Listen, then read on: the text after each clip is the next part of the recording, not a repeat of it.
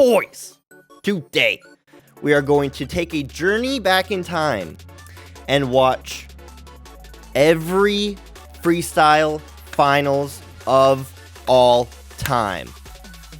Open your eyes. We are going to rank them. We are going to rejudge them. I'm going to show you my judging process. We are going to put it in a tier list to see what the best freestyle finals there has ever been are, and which ones are peepo meh. That's the plan. It is indeed simple. This one is Nick Gallagher versus Nobu Nori, Freestyle Kendama Finals, Neko. Also, fun fact, I judged this IRL. And this is a hot take. Look at the comments on this. Without a doubt, Nobu took that. Nobu had a great run. Nobu got robbed. Nobu had way more hype. Damn, I felt bad for Nobu. Undeserved. Nobu should have won this. Here is how my point breakdown is going to work. I'm going to be pressing 1 for each landed trick. I will be typing lowercase b for a decent banger. I will be typing capital B for a big banger. Or like, sheesh, that was messed up. I will be typing lowercase a for almost landing a decent banger. Capital A for almost landing a messed up banger. And that's it. That is my judging style. I also write buzzer. Oh, and sometimes, if it's very obvious, I'll write a W at the end of each round. So I know that, oh, this person clearly won round 1, and it'll make my judging moving forward a lot easier. Ben Harold and I gave Nick the win on this. And I'm about to break down my process of why I chose that live. Oh, bro, as a judge, you hate this. You hate it when the competitors make close. Dude, I'm losing my mind. I'm losing my mind. I'm losing my mind. I'm losing my mind all over again. Please just land something. Oh my god, bro. He landed one fucking trick. I'm so scared that I'm gonna rejudge this and say that Nobu won. Oh god, I hope I stand with my decision. I'm scared. Let's tally it up. Nick landed 5, 6, 7, 8 tricks. 2 of which were baby bangers. We'll just say 11 points. Nobu landed 6, 7, 8, 9, 10, 11, 12. In real time at the event, something that you can't see just by watching this, I did not count that triple sling as a spike because he did it in his previous 4 rounds in top 8.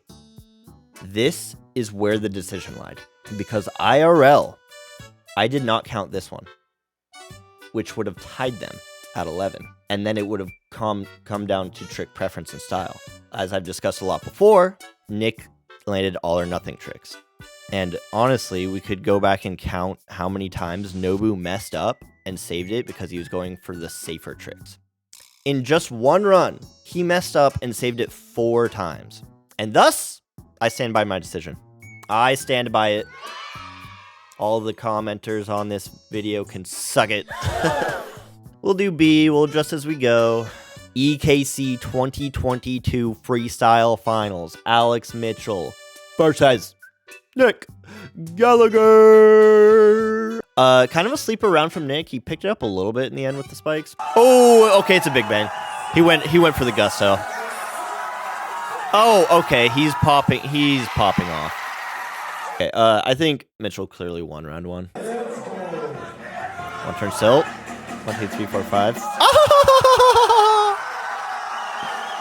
Well, Nick clearly won round 2, so that sucks. This sucks ass to judge all of a sudden. Yikes. Mitch won on raw numbers. 19.5 to 21.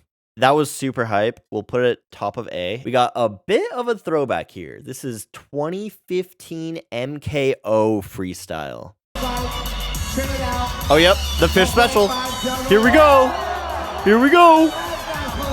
Oh! That was a banger back in the day. What do I look to make it a good freestyle?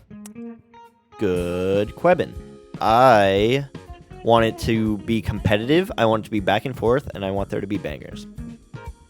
Yeah, I'll put it B for now. They got roughly the same amount of points-ish, I would say.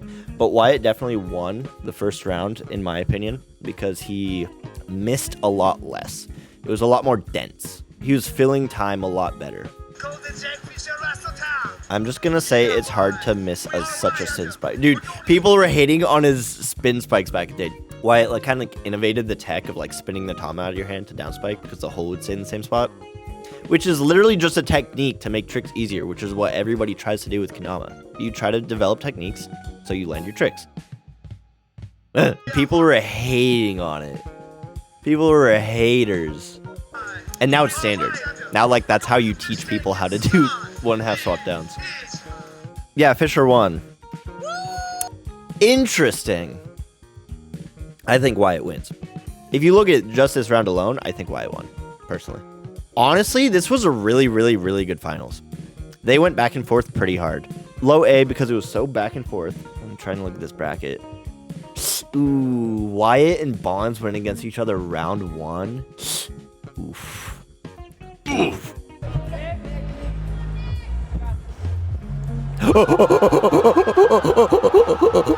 That was such a banger. That is a pretty clean Nick win. I don't think we have to discuss that too much. Fish just kind of batched. These honestly could it doesn't matter. If I could put them in the exact same spot, I would. It's pretty tight. Honestly, this one could be low A. I'm gonna bump this one up to low A. This one doesn't deserve to be in the same tier as these ones. Yeah, Kaito clearly won. Hey, thanks, Caleb. What did he just say? Did he just say thanks, Caleb? Why did he say that? I would give him points for flow, but I think flow is very easy to beat just by landing normal tricks. I think flow only gets you so far. While it is fun to watch, I think kendama is much more a skill toy than it is a flow art. It is 100% both, and you can have fun with it any way that you want to. But in the setting of a competition, I think kendama is much more a skill toy than it is a flow art. You'll get some points for it, but you will get destroyed every day of the week by somebody else robotically landing bangers. Which is kind of how it is.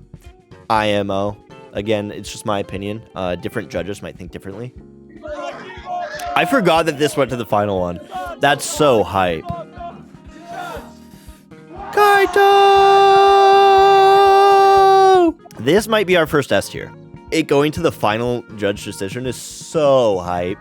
And this is kind of the mark of the new gen taking over. I call it now. You can clip it and ship it if I'm wrong. I don't think Japan will lose another World Cup until 2025. I think they are winning this year and next year. And this is the beginning of the end for the old gens. This is when it started. Next up, Battle Quarter 2022.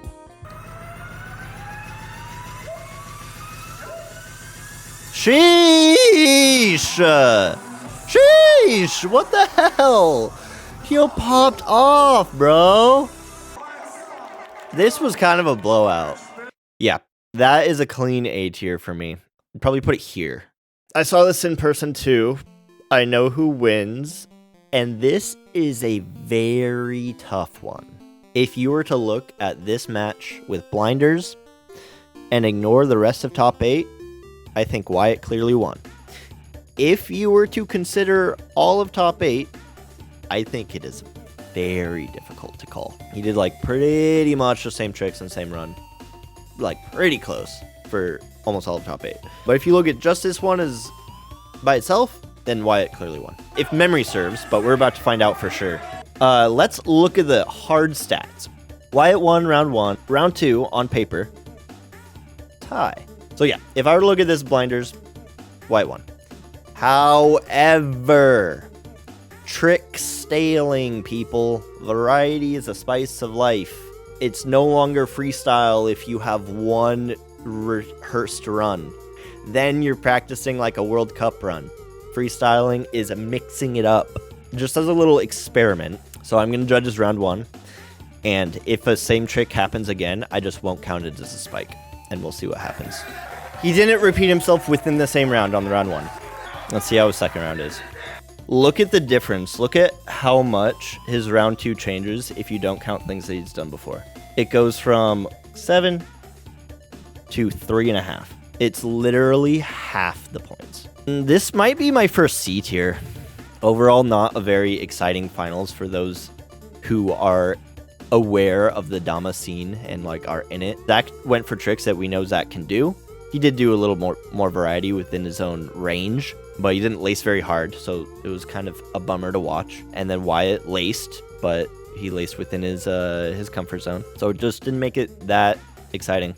I would put this in C tier as well, honestly, because it was kind of a bit of a blowout. There weren't that many insane tricks, you know?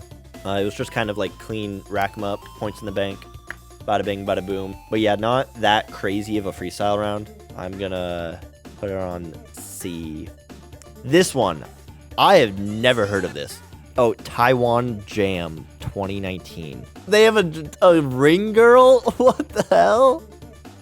Yo, that's so hype. Green shirt barely eked it out. Ooh, different ring girls? Sheesh. Why do they keep doing that to him? He's distracted. Oh, because he's starting the rounds.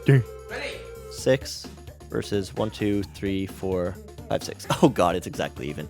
Yeah, this is gonna come down to judges, legit just judge trick preference.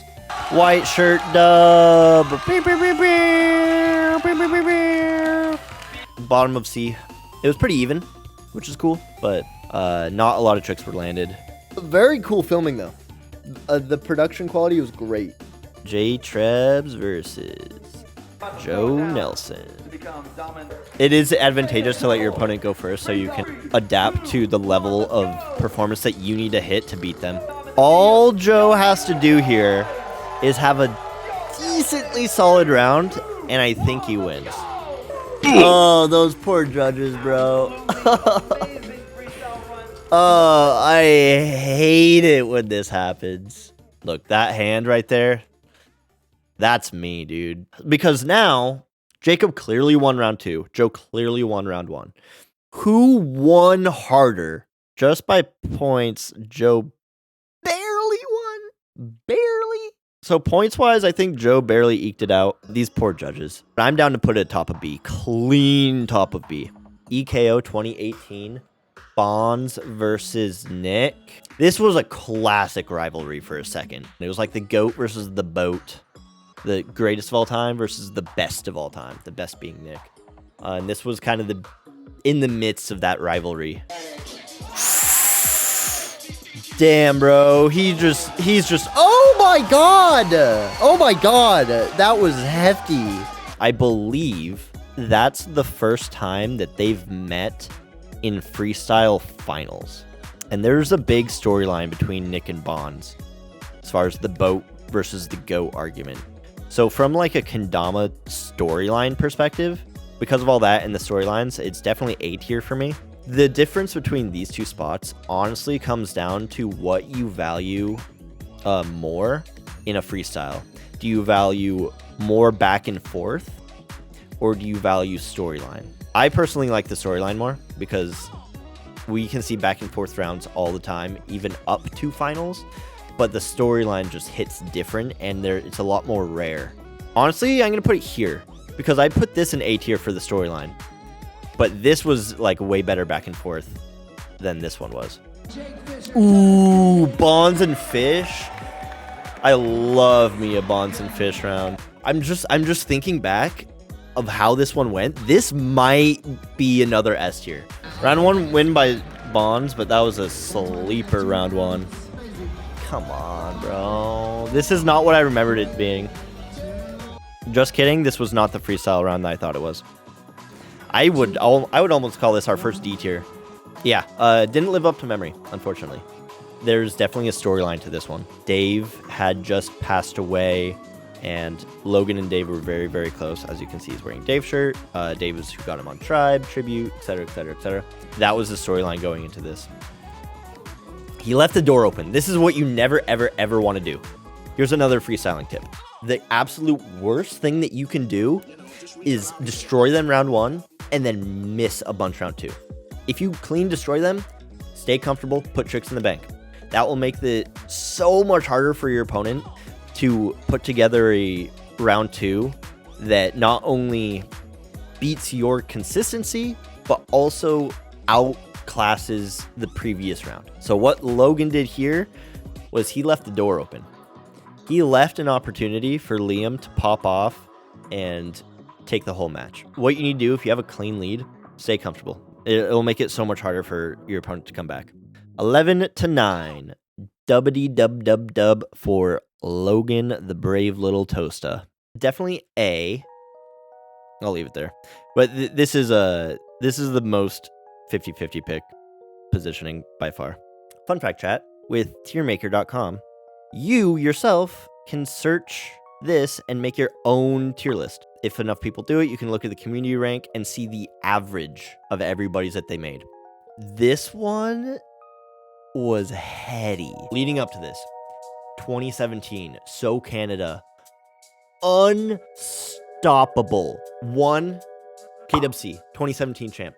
1 MKO, 2017 MKO champ. The 3 biggest competitions in Kendama is Catch and Flow, KWC, and MKO.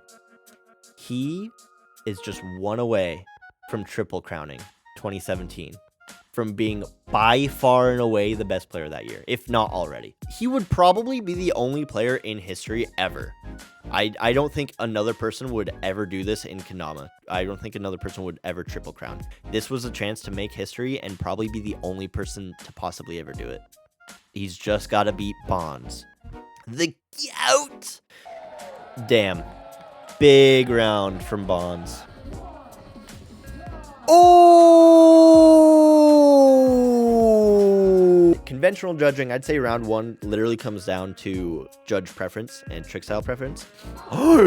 He keeps going. Oh! Okay, Bonz popped off that round. Yeah, I think it's top of S here. The rivalry continues. Nick had gotten him on that one. Bonz wants revenge. So already, S tier storyline. In the context of catch and flow judging, I totally agree. If this was normal freestyle, I might have given it to Nick. I honestly kind of want to give it top of A because it has a fire storyline, but the tricks were kind of... They missed a lot. Oh, that would distract the shit out of me. I'd be so pissed. Oh, that's the buzzer. That's the buzzer. Okay, that makes sense. Not much of a storyline here. The fact that it was a bracket reset was kind of cool. So yeah, I guess, yeah, bracket reset makes it kind of cool. Bottom of B. I forgot this kid could front flip. The storyline's decent. The only downfall of this was the tricks weren't that crazy. So I'd put it here. Bonz versus Stodd. Both of them debatably argued for being the best in the world at this time. Back in 2015, 2014, 2016, those 3 years, peak Stodd, he was arguably the best player in the world. Bonz had won KWC 2014 and was looking for a catch and flow dub. First one so far that I wholeheartedly do not agree with the result. Yeah, I think Stodd got robbed a little bit. This one might be upper A tier. I apologize for my biased co-commentator, everyone. Sweets, let's share the mic, please. Oh, that's a big bang. That's a big bang right there.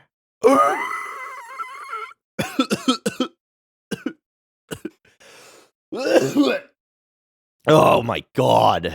He's trying to kill me. That was a tight match. That's crazy that it wasn't split decision. That was a very close match. Honestly, that was a masterclass in how freestyle rounds should be. There was a very even combination of tricks that these players are comfortable with and can land cleanly, and actual big bangers. So despite it not having a storyline, I'm going to put it here. That's my list. I'm sticking with it. I think it's pretty close. There are a couple that could be flip-flopped. But overall, not bad. Overall, not bad. Oh, God. Oh, God. moving.